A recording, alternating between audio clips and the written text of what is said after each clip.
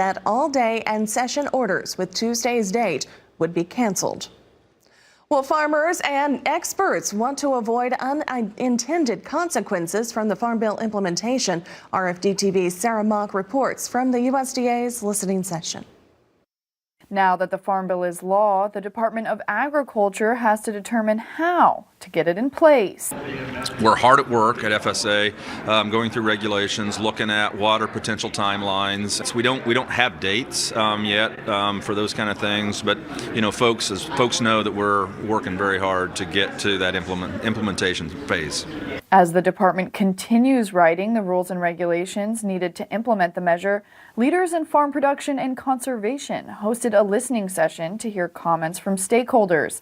An overarching theme: farmers need clarity now. We're here to urge you today to begin the sign-up and the implementation of the new program as soon as possible so that farmers can begin to access the new benefits. Topics range from commodity programs to crop insurance, with experts urging greater flexibility around cover crops and defining rules for new dairy and hemp coverage. But creating programs isn't enough. Speakers also called on USDA to make farmers aware of their new and changing resources. We urge FSA to publish payment rates for the agricultural risk coverage and price loss coverage programs as soon as possible.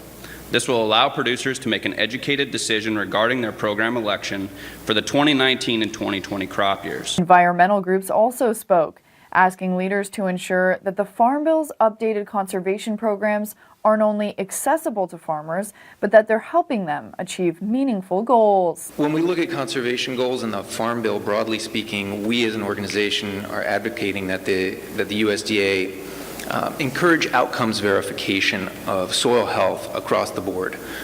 Conservation is almost entirely practice-based today, meaning we ask the question, did we do it? But we very rarely ask the question, did it work? The Farm Bill's authors don't dictate best practices or outcome benchmarks, nor do they determine how USDA carries out programs on the ground.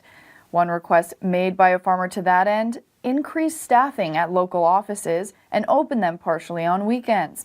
Officials say they're currently not able to respond to any comments because the agency is in rulemaking. For RFD-TV, I'm Sarah Mock in Washington. Well, if you'd like to join the conversation, go to farmers.gov/Farm Bill to submit comments. Well, the U.S. is asking China to lower tariffs on ethanol imports. Ag Secretary Sonny Perdue confirmed the request on Tuesday.